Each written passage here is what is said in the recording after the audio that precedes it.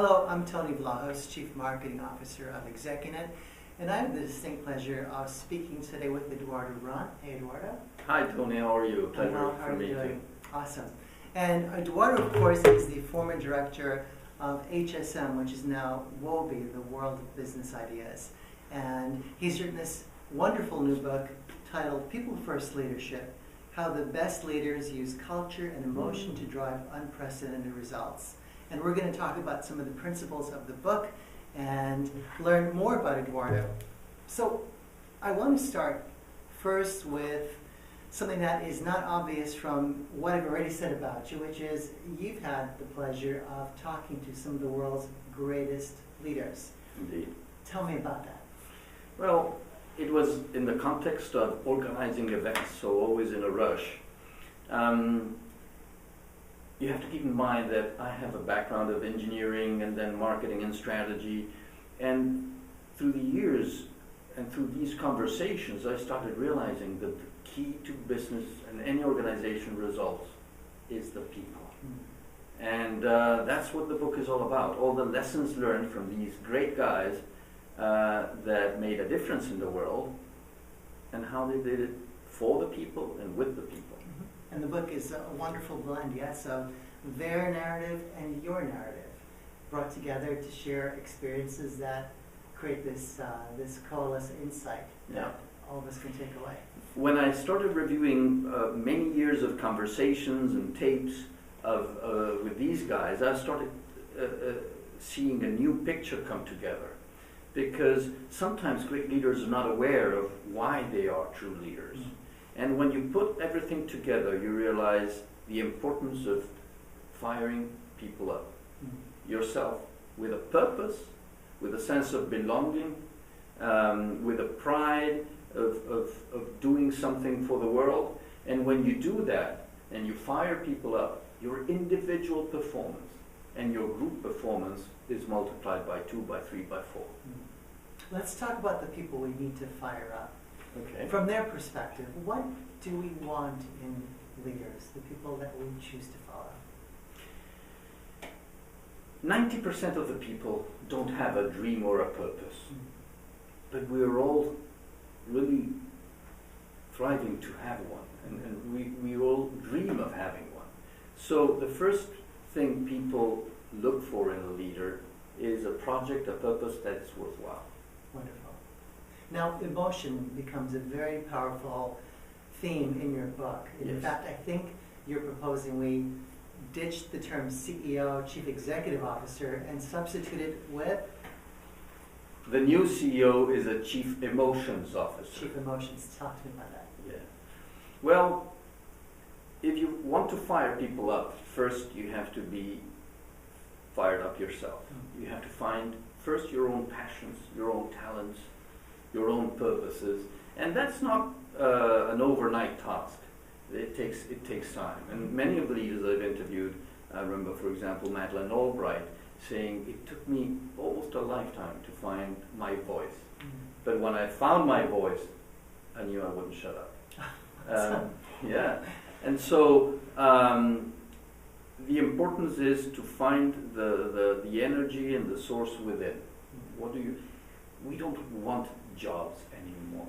We don't want just to drag our feet to work. We want to jump out of bed every morning with a purpose. And there are obviously milestones in these purposes, things very practical that you want to do before year end, that they're not a 10% increase in sales or a 5% reduction in cost. Something that's more meaningful. So let's go deeper into the key traits that you've identified individually, but also with the help of the wonderful people you've talked to through the years that make people leaders we want to follow. Yeah. It's interesting. Let me give first a framework that sometimes in leadership are all mixed up. There are the traits the individual leader has, who he is. There is what he does, and the impact he has on people that follows him. And this impact we're talking now is the emotion, giving a sense of purpose, giving a sense of belonging, a team, pride, trust.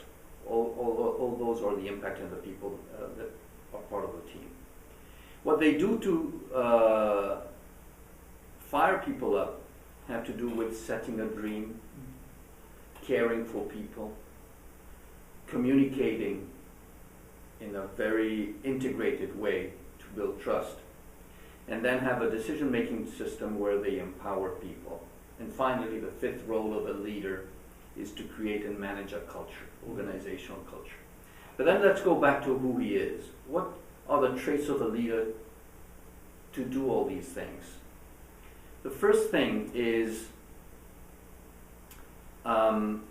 curiosity. All these leaders are curious because they want to understand how the world works, and that allows them to constantly adjust the plan, constantly adjust the way to get there. Second is self-confidence, because there are so many setbacks in the way that you need to be confident that you can get there. And actually the people that follow is something that they really enjoy of the leader. That the leader knows where he's going and he can make it. Third trait, and I would call it the people person.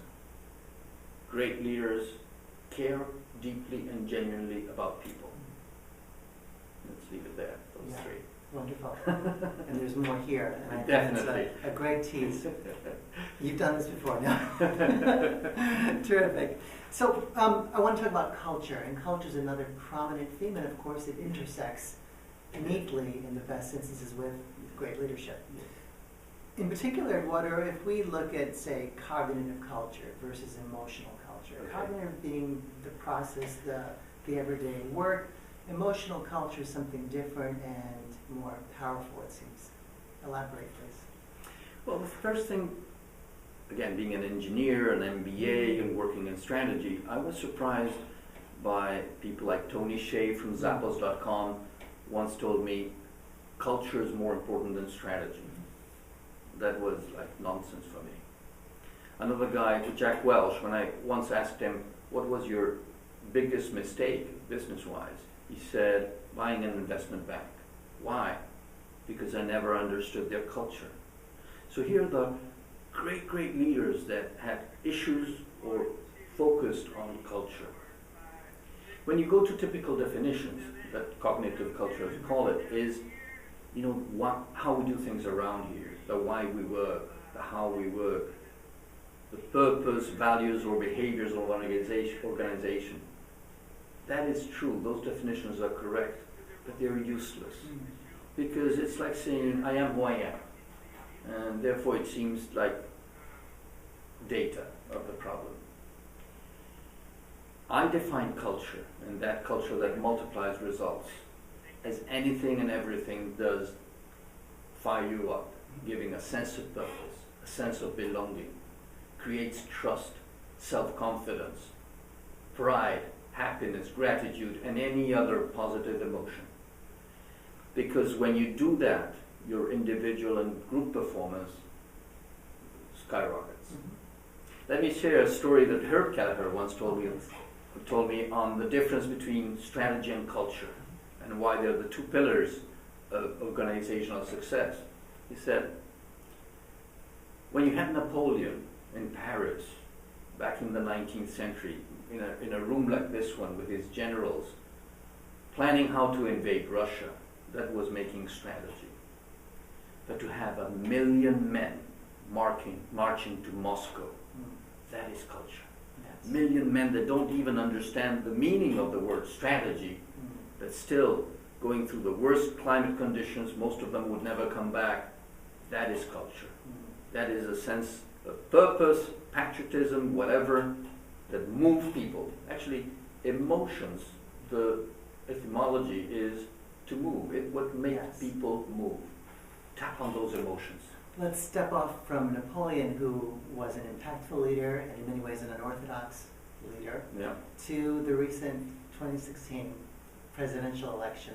Wow. So, knowing what you do know now, which is the results, and having written the book as you did, is it easy to understand why America made the choice it did?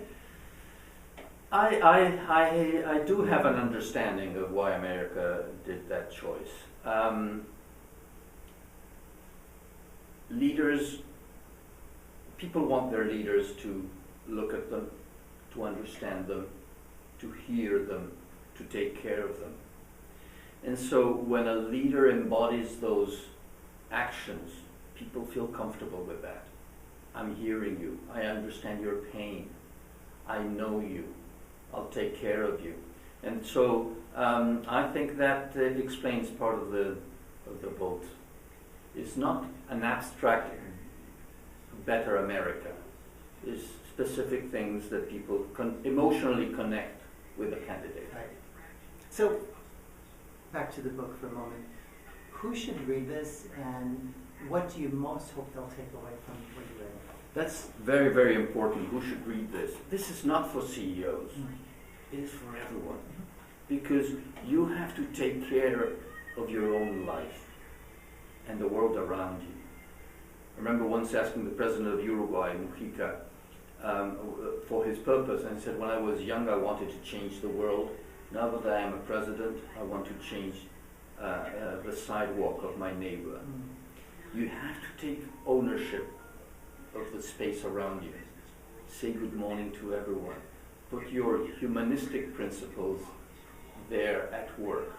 And become a chief emotions officer. We've all known people that are the doorman or the receptionist that really take care of you when you arrive, welcome you, and take ownership of that.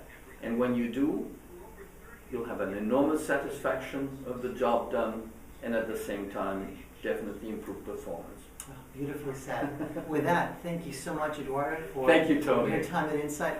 Oh, you guys have to buy this book. This There's is my much, copy. much more in there. Get your own. People First Leadership on Amazon and everywhere else where fine books are sold.